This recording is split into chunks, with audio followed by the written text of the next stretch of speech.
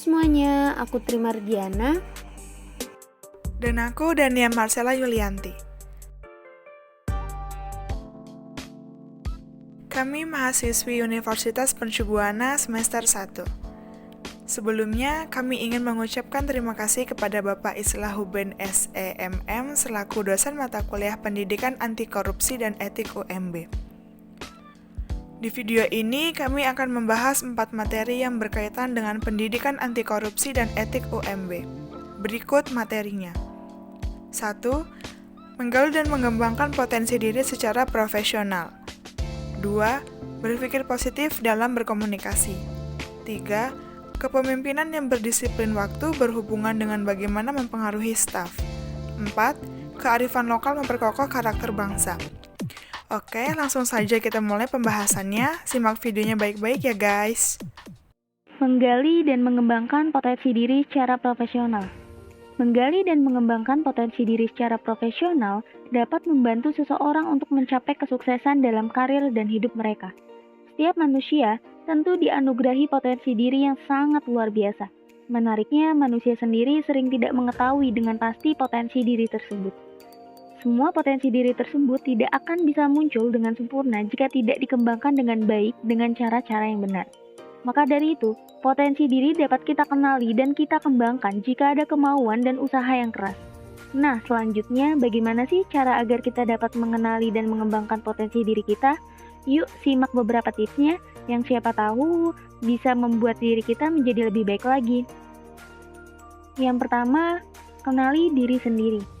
Banyak orang yang tidak mengenali potensi dirinya karena terlalu sibuk memperhatikan kelebihan orang lain. Untuk dapat mengembangkan potensi diri, pertama-tama kenali diri secara mendalam dengan coba kembali memikirkan hal apa yang sangat kita suka. Karena ketika kita menjalani hal yang sangat kita sukai, kita akan enjoy dan tidak mudah bosan. Dengan begitu, kita akan terus mengembangkan kemampuan yang kita miliki. Yang kedua, menentukan tujuan yang ingin diraih. Dengan memiliki tujuan, kita akan fokus dan menjadi lebih terarah. Kita dapat memprioritaskan tindakan apa yang akan dilakukan untuk mencapai tujuan yang kita inginkan, baik dalam karir maupun dalam kehidupan kita. Yang ketiga, yaitu berpikir positif. Berpikir positif akan melahirkan kebiasaan-kebiasaan lebih semangat untuk menjalani hidup. Karena jiwa yang positif akan mendapatkan hasil yang baik. Sebaliknya, berpikir negatif akan menebarkan suasana yang negatif pula. Sebagai contoh, jika kita berpikir kita akan bisa meraih kesuksesan, maka kita memiliki peluang besar untuk sukses. Namun, jika yang ada di pikiran kita adalah sebuah kegagalan, maka kita akan takut untuk melangkah yang pada akhirnya kita akan gagal dalam mencapai kesuksesan. Yang keempat, yaitu memiliki pola pikir growth mindset. Ada dua pola pikir manusia, yaitu growth mindset dan fixed mindset. Nah, pola pikir yang harus kita miliki adalah pola pikir growth mindset. Pola pikir ini dapat menjadikan kita seseorang yang tidak cepat berpuas diri, terus mengembangkan skill, menerima tantangan sebagai batu loncatan menuju sukses, menjadikan kritik sebagai motivasi, terinspirasi dari kesuksesan orang lain, dan lain sebagainya. Dengan memiliki pola pikir ini dapat menjadikan kita sebagai pribadi yang tetap konsisten untuk mengembangkan potensi yang ada pada diri kita. Yang terakhir, membangun relasi. Relasi sangat berperan penting terhadap karir. Dengan memiliki banyak relasi, kita akan lebih mudah untuk mengembangkan potensi diri kita. Kita dapat berbagi pendapat, menerima saran atau kritikan dari orang lain, dan juga dapat belajar dari potensi yang dimiliki orang lain. Sebetulnya, ada banyak cara yang dapat kita lakukan untuk terus mengembangkan potensi yang ada dalam diri kita. Satu hal yang penting yang harus selalu kita ingat dan kita lakukan, teruslah belajar dan jangan takut gagal terhadap suatu hal yang akan kita lakukan karena orang yang tidak pernah gagal hanyalah orang yang tidak pernah melangkah. Dan orang yang tidak pernah melangkah tidak akan bertemu dengan kesuksesannya. Berpikir positif dalam berkomunikasi. Berpikir positif atau bisa disebut dengan optimisme merupakan suatu sikap mental yang membuat kita berharap untuk mendapatkan hasil yang lebih baik dan menguntungkan. Dengan kata lain, positive thinking mempunyai pengertian suatu proses yang menciptakan suatu pikiran yang baik untuk merubah energi positif menjadi suatu hal yang bersifat nyata. Lalu, komunikasi. Komunikasi merupakan hal yang sangat penting dalam kehidupan sehari-hari. Karena dalam komunikasi dapat menjelaskan bagaimana seseorang dalam memahami, melihat, mendengar, dan merasakan tentang dirinya sendiri serta bagaimana cara seseorang berinteraksi di lingkungannya dengan mengumpulkan dan mempresentasikan informasi sehingga dapat menyelesaikan suatu masalah atau konflik yang sedang terjadi. Lalu, jika digabung, berpikir positif dalam berkomunikasi dapat menciptakan suatu komunikasi yang positif yang akan mengarah pada suatu hal yang baik, dapat menjadi pendengar yang baik, dan dengan adanya penggunaan bahasa serta etika yang baik dalam komunikasi akan menjadikan hubungan antar manusia menjadi lebih baik lagi.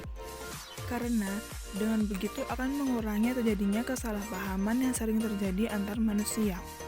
Maka dari itu, berpikir positif dalam berkomunikasi dapat mempengaruhi pandangan seseorang untuk lebih terbuka dalam menerima kenyataan hidup dengan menerima perbedaan, kritikan, dan tak merasa bahwa dirinya selalu benar dalam hidup ini. Berikut beberapa cara untuk berpikir positif dalam berkomunikasi. 1. Fokus pada hal-hal positif.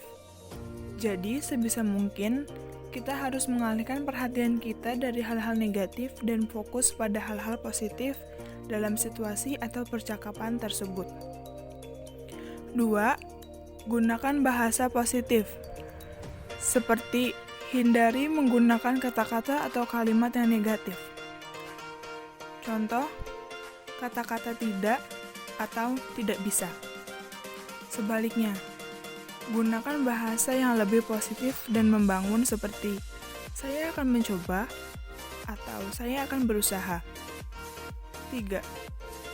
Jaga pikiran terbuka. Cobalah untuk melihat situasi atau masalah dari sudut pandang yang berbeda.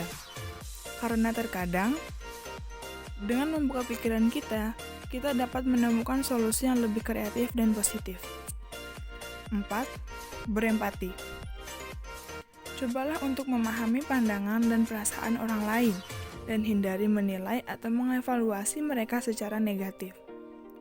Jadi, kesimpulannya, berpikir positif dalam berkomunikasi sangatlah penting, karena dapat mempengaruhi hasil dari komunikasi itu sendiri.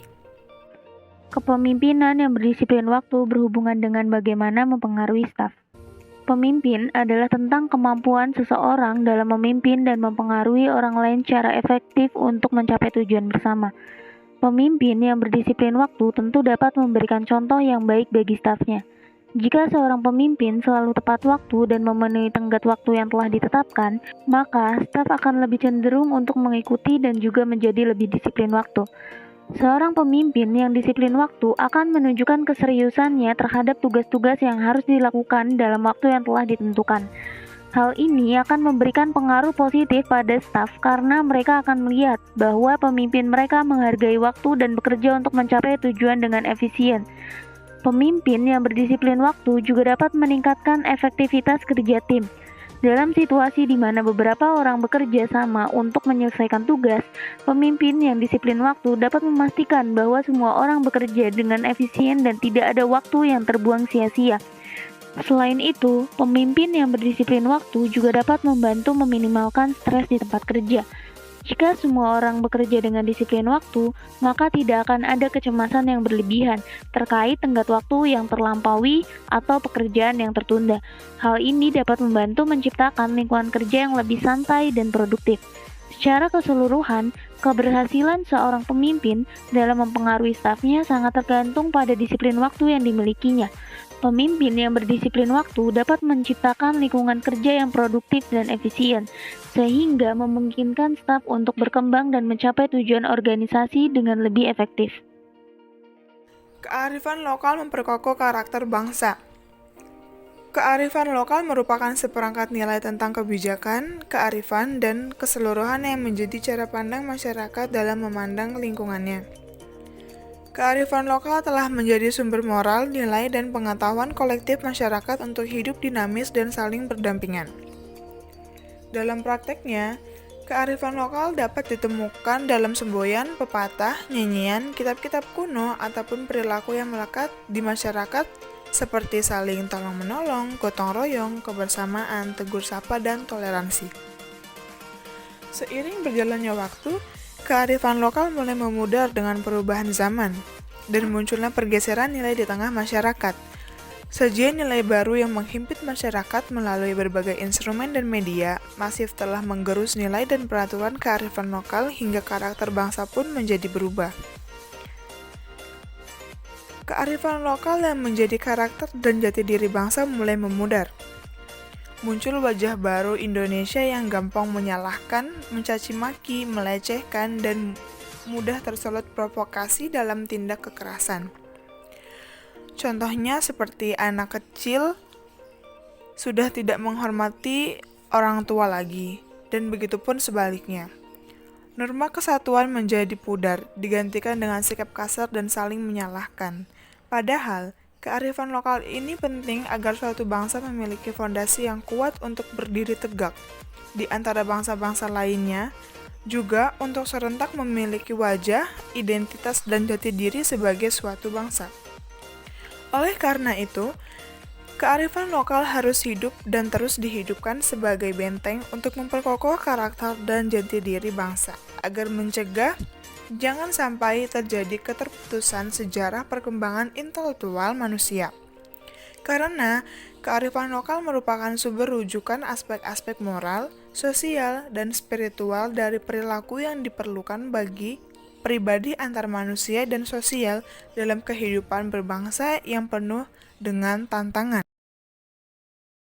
Sekian dari kami, semoga materi yang kami sampaikan dapat bermanfaat bagi kita semua. Terima kasih semuanya.